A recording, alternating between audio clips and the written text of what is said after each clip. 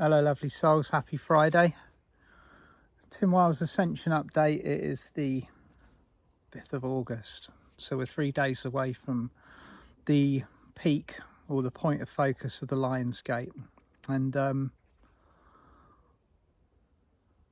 the energy is indescribable in comparison to what we've experienced recently.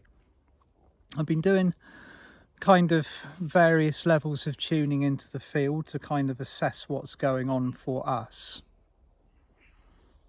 because we are the core of the process. Of course, we've got this whole planetary extravaganza going on, but we're the driving force of it. Each and every one of us creates a personal universe which either is aligned with the steps that Mother Earth is going through, or it is aligned with the previous methods and levels of learning. So our process has got pretty physical.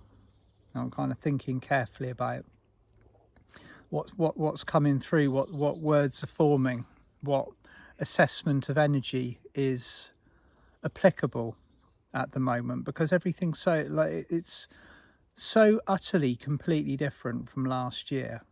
And last year felt a little bit like a washing machine or one of those old-fashioned manglers where you see the Victorian women kind of like stuffing the clothes through like these kind of very kind of stony hard kind of rollers, and it would iron or mangle all of the water out of the clothing and iron them at the same time. And last year was very much like that. It was clear, get everything as much as possible out before the Lion's Gate.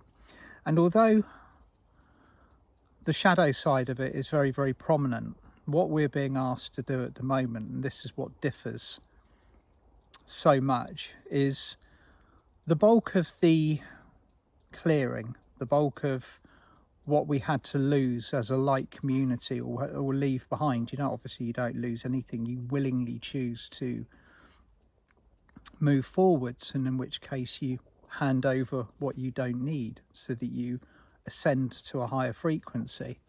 And of course it doesn't happen all at once, it happens in stages, it happens in steps, sometimes as big leaps, and it takes us a while to integrate. And at other times you climb slowly and you move for the process. But at the moment, the key is integration. Okay, so rather than leaving behind, which is what we were being asked to do, leave your baggage, leave it behind, leave the programs, leave the kind of the previous toxicity that we were engaging with our reality.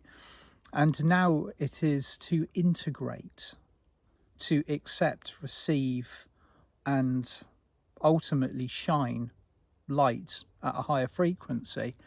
And that has always been the key to dynamically moving through this process in step, or maybe even, dare I say it, a step ahead of the game, is to keep your frequency high. And of all of the years that we've been doing it, the last 2 years have been the most challenging, haven't they?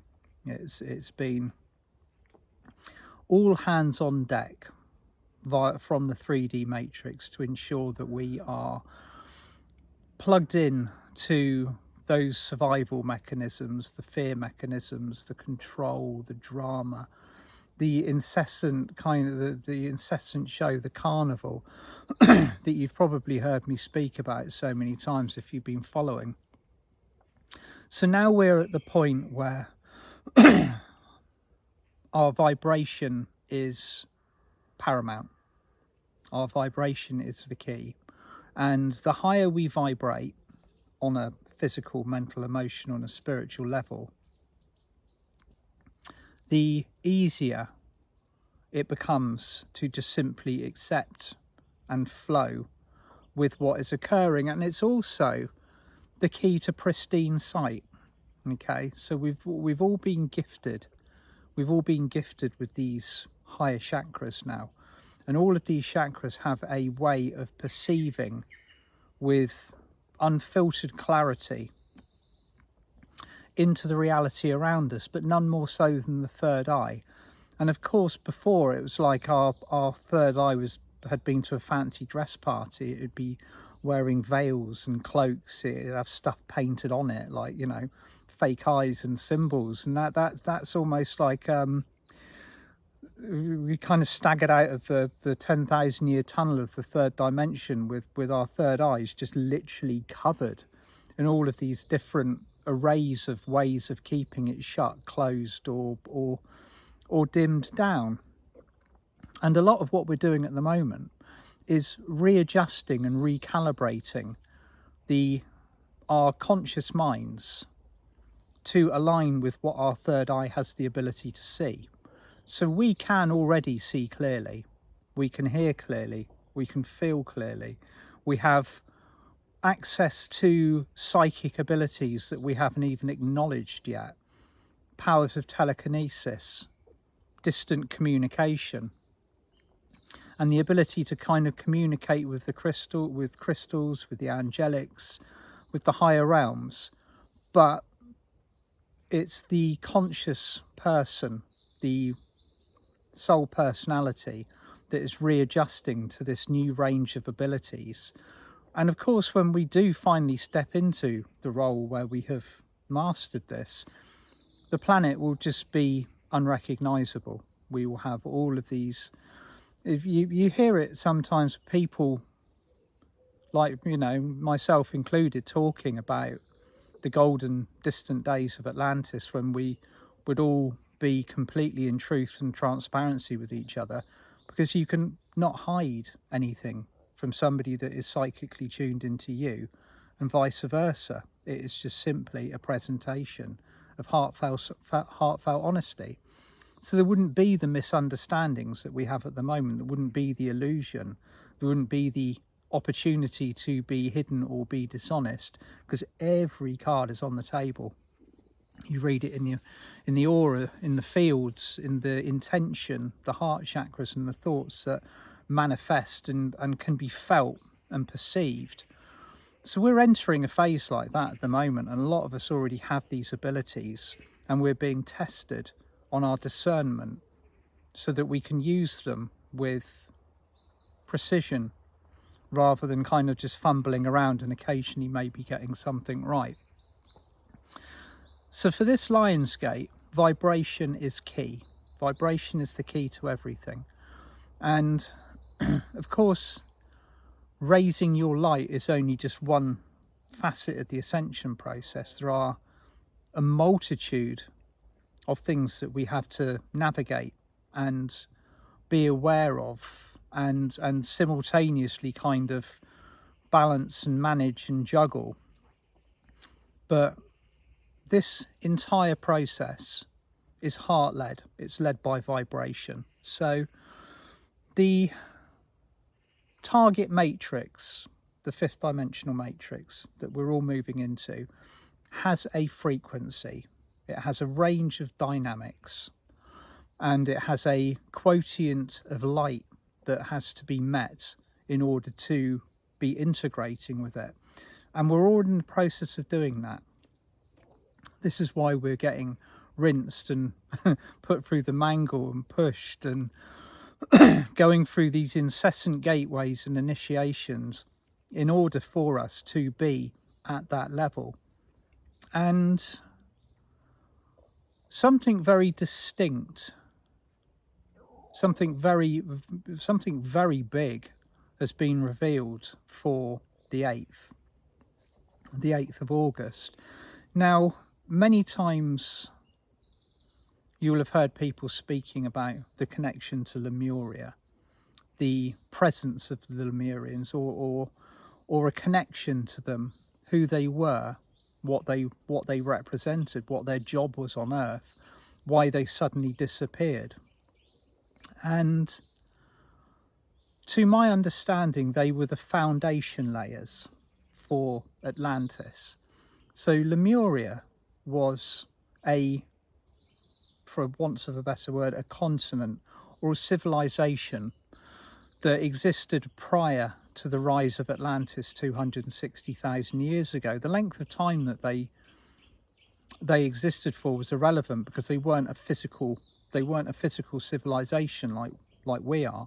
They didn't have physical bodies. They were more kind of known as electrical beings. So they were integrating and navigating and working with Earth very much in a similar way to the way that we maybe see the dragons working. They're alongside us, but because they're out of that vibration, that they're just above the pitch of perception. So many of us psychically can sense and communicate and work with the dragons, but they're not visible. We can't reach out and put a hand physically on our dragon's back, much as we'd like to, because that vibration is above the range of physical that we're in. So the Lemurians were very much like that, and they could integrate and respond to and be part of this beautiful world, but from a non-physical perspective. So they did the groundwork for the Atlanteans in the middle of the Atlantic Ocean on that huge continent. They set the planet up ready. They put all of the love into the crystals. They coded and rearranged a lot of the actual ground that Atlantis was going to be built upon, the vast continent. And they worked fastidiously. They loved the trees, the plants, the creatures that lived on Earth upon that time. But most of all, their point of focus was the crystals. Now, we all love Lemurian crystals. Many of you will own one yourselves, or if you don't, you will have heard of the concept of how they differ from, say, normal quartz. I don't see any quartz as just normal. It's all has a huge range of vibrations that it can exist in simultaneously. But the difference between a Lemurian crystal and a normal quartz crystal is the fact that a Lemurian crystal has a very, very high bandwidth of consciousness, and it's got its own mission. So if you own a Lemurian crystal, that Lemurian crystal will have chosen you. Okay, it would have chosen you. It will have its own mission. It will have its own, even to say that it will have its own personality, very much like my crystal skull does. And it will be a driving force in whatever you are doing. So that Lemurian crystal will have been pre-programmed, activated, and will have come to you with the express intention of you assisting it with its mission. And therefore, this is a symbiotic relationship, because it's vice versa. So you have the crystal, and the crystal serves you, but you are also serving the purpose of the crystal. They're very, very high. They have a very high consciousness and a mission. They've all got their parameters with which they want to work by. And so the Lemurians pre-programmed these crystals. They actually deliberately created these field of programs which were placed within the crystals, and they were set to then be responsive or activated by people who come into contact with them who are of the correct frequency. So you can't just get anybody coming in and picking up a Lemurian crystal and using it. They have to have a resonant frequency. Now, this is key to what is occurring at the moment, because we have now reached a point on this planet where the vibration has risen so high that it's unrecognizable in its energy form to the way that it was previously, even the way that it was a year ago. And the gates of Telos opened recently, and Telos is the inner city under Mount Shasta that the Lemurians moved to just before Atlantis began to rise, before the first 144,000 arrived on Atlantis and began the first experiment. So with all of the kind of the speculation and the information about where the Lemurians went, people say they just vanished, they disappeared. What happened to the Lemurian civilization?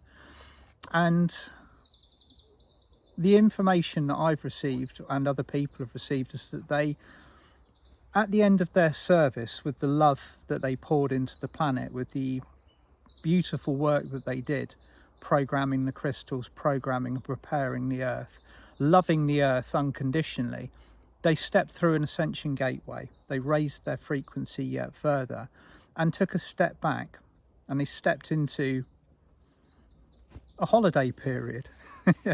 That's the way it was kind of like, it was kind of jovially described to me by the Dharma of Telos as break time is over. And so I suppose 260,000 years is a decent break time, isn't it? I suppose you can kind of kick back and have a bit of rest and relaxation during that time, if you were counting it in Earth years. But of course we're not. If you're a non-physical being living in a different vibration, time isn't linear. So that 260,000 years could have passed in a heartbeat.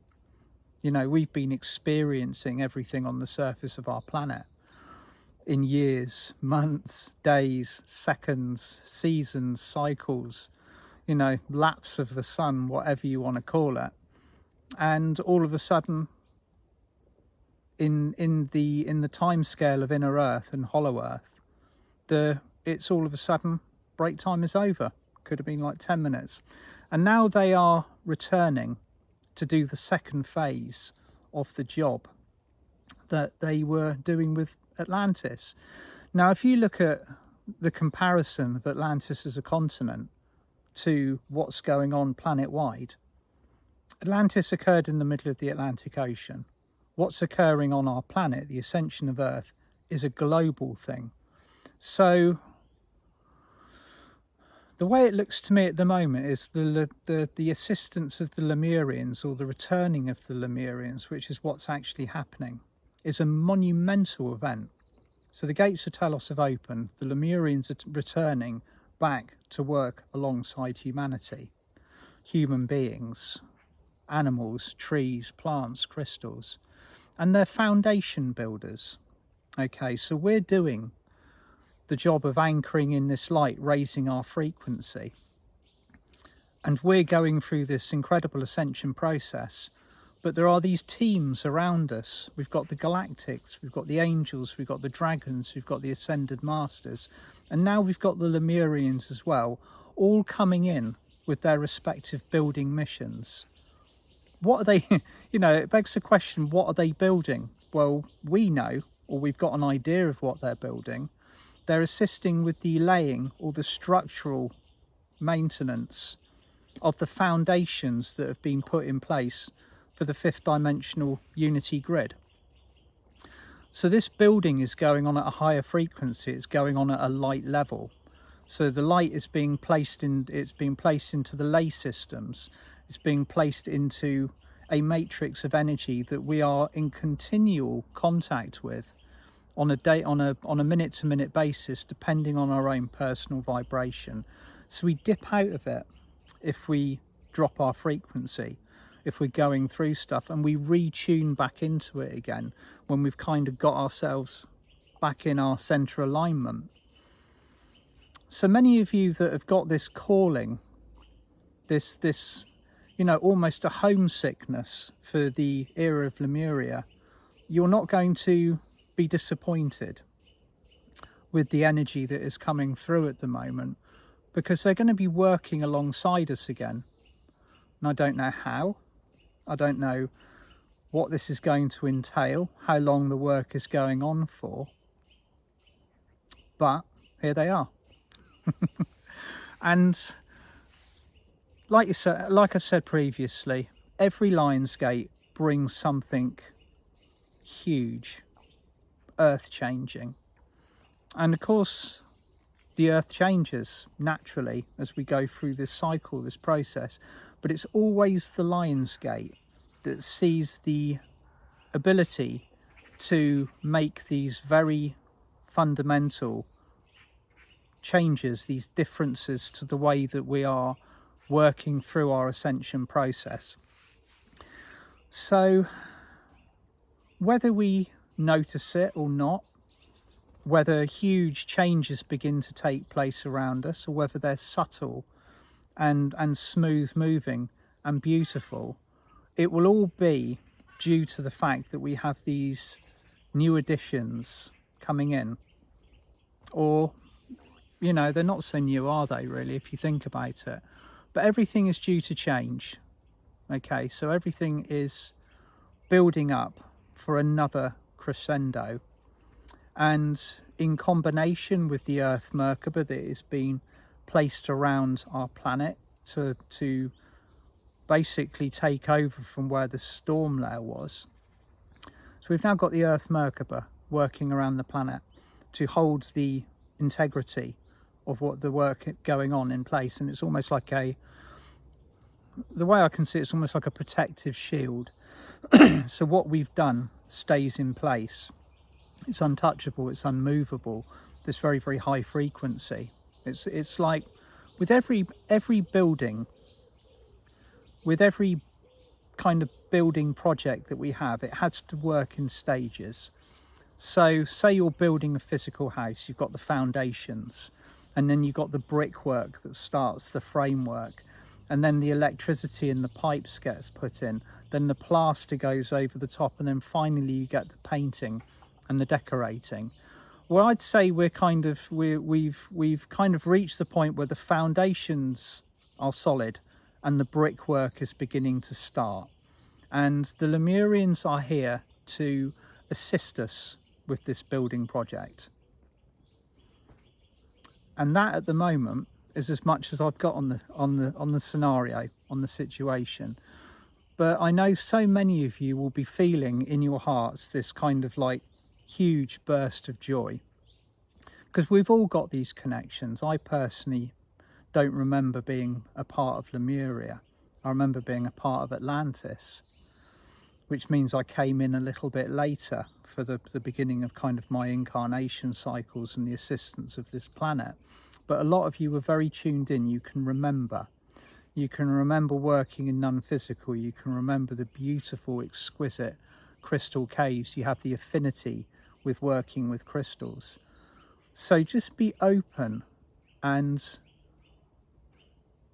receptive in the fact that these souls and these beings are now going to be integrating alongside us to assist us. Ask them what they want.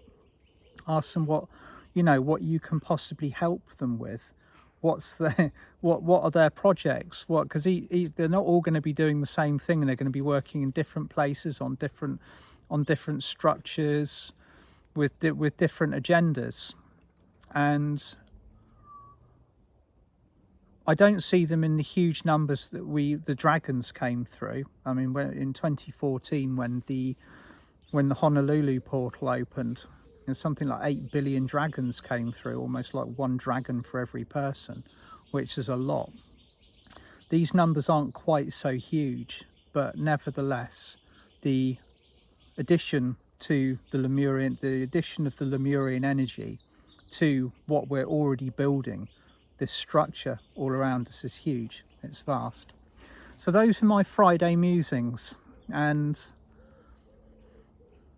as with other Lions Gates, we learn a little bit closer to the time, or maybe even on the other side of it, what has actually occurred.